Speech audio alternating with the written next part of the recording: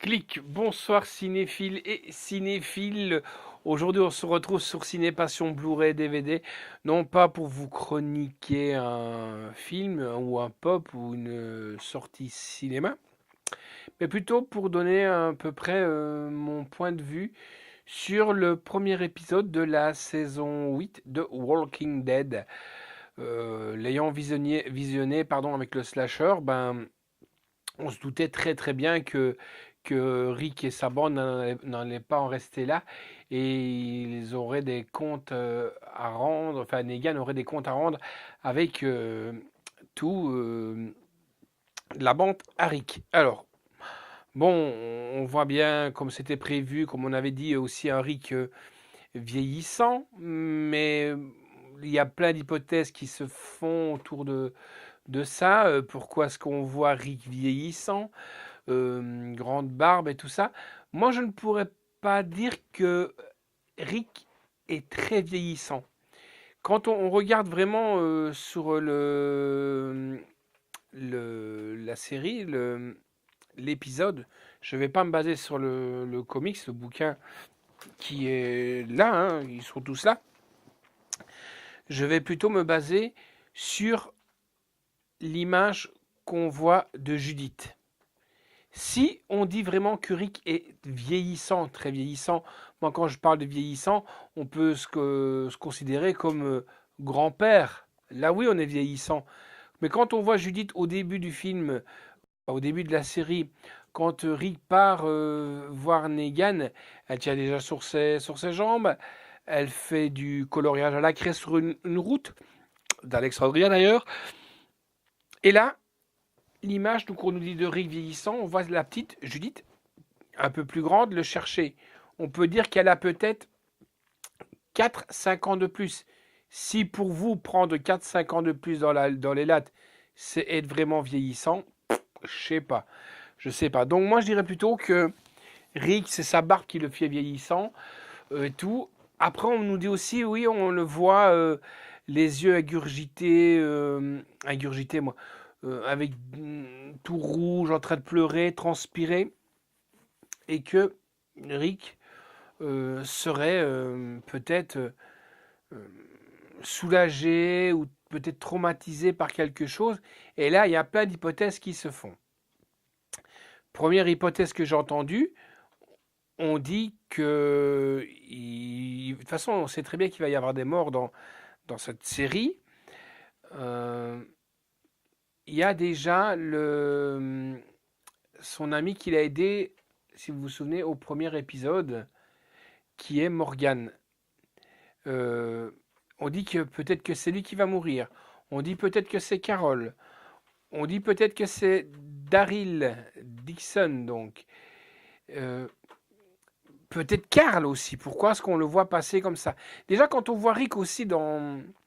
euh, allez, on va dire vieillissant, euh, on le voit un peu dans un brouillard. Moi, j'ai toujours comme esprit, quand on parle dans un brouillard ou quoi, c'est qu'on a un aura autour de soi et qu'on est peut-être plus sur cette terre. Ou peut-être qu'on traverse la lumière. Peut-être que il se passe quelque chose de ce côté-là. Mais moi, ma première hypothèse, c'est plutôt que Rick pleure quelqu'un, la perte de quelqu'un. Qui, je sais pas encore exactement, mais pour moi,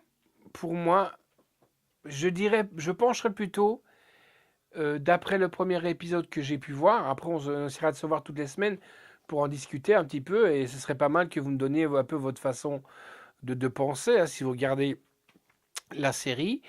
En plus, si vous la regardez en VO, ce qui est bien, c'est qu'il faut vraiment capter vraiment tout ce qu'il dit, parce que tout ce qu'ils se disent aussi, parce qu'il y a peut-être des propos, des trucs qu'on n'arrive pas à bien cerner, parce qu'aussi une traduction n'est pas l'autre. Moi, je verrais plutôt que Rick, comme je vous disais, pleure quelqu'un. Et ce quelqu'un, je vais pas aller dire que ce soit Daryl, que ce soit une Carole, ou que ce soit tout simplement... Et je ne crois pas que Rick pleure Morgan. Maintenant, je peux peut-être me tromper, hein. Moi, je dirais plutôt qu'il pleure Gabriel. Pourquoi? Parce qu'à la fin, Gabriel, encore une fois, Gabriel au bon cœur, au départ, si vous vous souvenez bien, dans les séries précédentes, Rick n'arrivait pas trop à cerner Gabriel, qui il était ou quoi, pour qui il était déjà. Et puis, il a commencé à apprendre à le connaître. Gabriel, au grand cœur, a encore aidé la petite crapule qui les a balancés de la colline, si vous vous souvenez bien. Le petit con, et ben, il a encore sauvé, et le petit con, il s'est barré avec la bagnole. Et Gabriel est pris au piège avec tous les morts-vivants autour de lui. Et quand vous voyez, à un moment donné, il se réfugie dans une cabane. On peut dire un mobil-home. Il se réfugie dans un mobil-home. Et là, il est accueilli par Negan. Et c'est là que ça me donne vraiment la conviction que Rick, s'il se venge de Negan, c'est justement pour ne plus avoir affaire à ce qu'il a subi. C'est-à-dire, déjà, il a été premièrement humilié très fort devant tous les gens qui avaient confiance en lui. Quand Negan a commencé à vouloir faire son malin en les mettant en cercle, si vous vous souvenez, dans la saison 7, le premier, hein, et puis qui commence à faire Amstram, Dra, Piki, Piki, Colédram, Bourrez-vous, Ratatram, Amstram, Dram, Gram et Pim, et grâce à sa copine Lucie. Là, il a déjà été fort humilié. De plus, Negan a menacé son fils. La seule qui ne menace pas, c'est Judith. Il adore Judith. Mais quand on voit Negan qui sort de l'obscurité et qui s'adresse à Gabriel en lui disant j'espère que tu as une couche, car là tu vas en avoir besoin, une couche.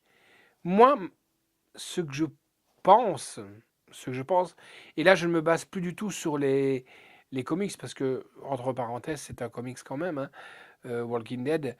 Je me base plus du tout sur les bouquins, parce que les bouquins n'ont rien à voir avec la série. Normalement, il n'y avait même pas de Daryl, ben, tout ça, donc tout a été changé. Je dirais plutôt que c'est Negan va aller à la rencontre de Rick et va demander de parlementer avec Gabriel en otage. Et la force de Negan, ou quoi, c'est de toujours choquer. Et là, il choquera encore plus. Pourquoi? Parce que j'imagine bien la scène qui recommence ce qu'il a fait avec Glenn et Abraham en fracassant le crâne de Gabriel, qui en plus de ça est un homme de foi. Moi, je vois bien ça, et que Rick ne voulait pas en arriver là, encore une fois, en voyant encore une fois que c'est quelqu'un de sa communauté qui se fait massacrer. Maintenant, c'est mon hypothèse à moi et à moi seul. Pour moi, c'est la plus plausible hypothèse. Maintenant, comme quand on voit, comme je reviens sur le vieillissement de Rick, c'est un truc tout à fait un processus naturel. Moi, je dirais, bon, il est venu, il a vu, il a vaincu. Il a gagné sa petite bataille contre Negan. Et je le vois bien se poser auprès de son épouse, enfin de son épouse, de sa copine, hein, de sa copine Michonne. Là aussi, j'ai entendu, oui, Michonne, elle n'est pas vieillissante. Mais une femme sur 40 ans, généralement, on vieillit pas. Donc, comme je disais, c'est vrai que sur une femme, on voit pas tellement l'âge passer. Donc, pour moi, Michonne morte, non, j'y crois pas non plus. Karl mort, non, non, j'y sais pas dans. Pour moi, c'est ma plus grosse hypothèse. Maintenant, on sait très bien que la saison 8 va être très épique et les derniers épisodes vont être très très hard. J'espère maintenant que ils ont fait ça un peu judicieusement et qu'ils vont pas laisser mourir des gros protagonismes tous d'un coup. Ce dont je doute quand même, parce que j'ai entendu parler que notre ami Michonne va tourner dans Black Panther. elle va faire des films, donc ils ont besoin de leur disponibilité. J'ai entendu aussi que Daryl Dixon, donc Monsieur Redus, lui, vous en avez un petit peu ras-le-bol aussi. Donc voilà, maintenant, on espère qu'ils vont pas les faire mourir.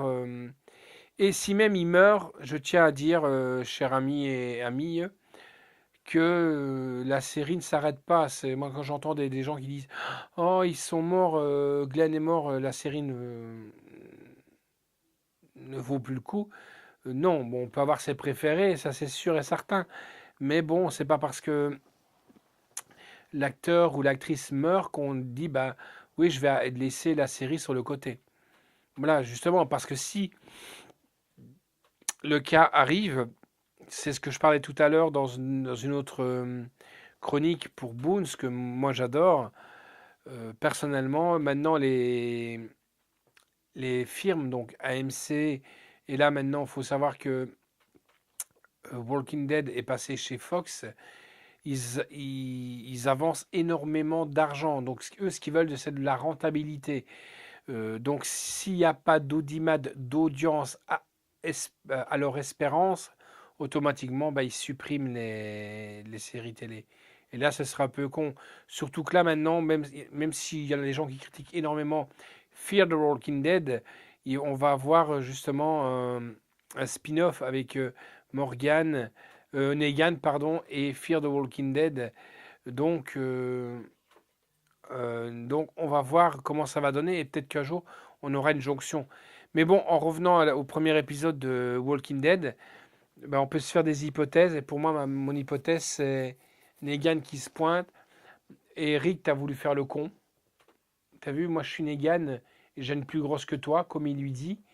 Euh, et t'as vu, moi, j'ai Gabriel avec moi. J'ai Gabriel, il est là. Et je vais te prouver encore une fois que on me fait pas chier et je lui fracasser le crâne devant toi. Et c'est pour ça qu'on voit Rick peut-être dans un état désespéré en disant putain j'ai encore foiré, encore quelqu'un de chez nous qui passe à cause de moi.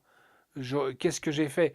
Par contre, je ne sais pas comment ils vont s'en sortir, Negan et Gabriel dans leur petit cabanon parce que ils sont très mal barrés, à moins que, et là on peut dire les gens des poubelles et l'équipe de Negan vont peut-être faire un nettoyage autour d'eux pour les... Moi c'est ce que je pense, hein. Les gens qui sont rentrés dans le repère de Negan vont ressortir, vont buter certains zombies, vont arriver jusque la baraque, vont libérer Negan et prendre Gabriel en otage. Negan va pas se gêner, il va aller au repère de Rick et va faire son carnage. Voilà. Si vous avez des hypothèses, n'hésitez pas, faites-le. Et on espère aussi que Funko Pop nous sorte la nouvelle série en pop, parce que d'habitude, ils les sortent avant la série. Donc voilà, on attend avec impatience. Comme aussi, quand on entend les VO de Walking Dead, les versions françaises, ben, on préfère quand même les VO pour les voix de certains acteurs. Allez les amis, nous tout ce qu'on vous souhaite c'est à bientôt. Ne vous faites pas croquer sinon on devient zombie. Et on se retrouve pour une prochaine hypothèse ou peut-être critique du Walking Dead épisode 2 saison 8. Ciao les amis.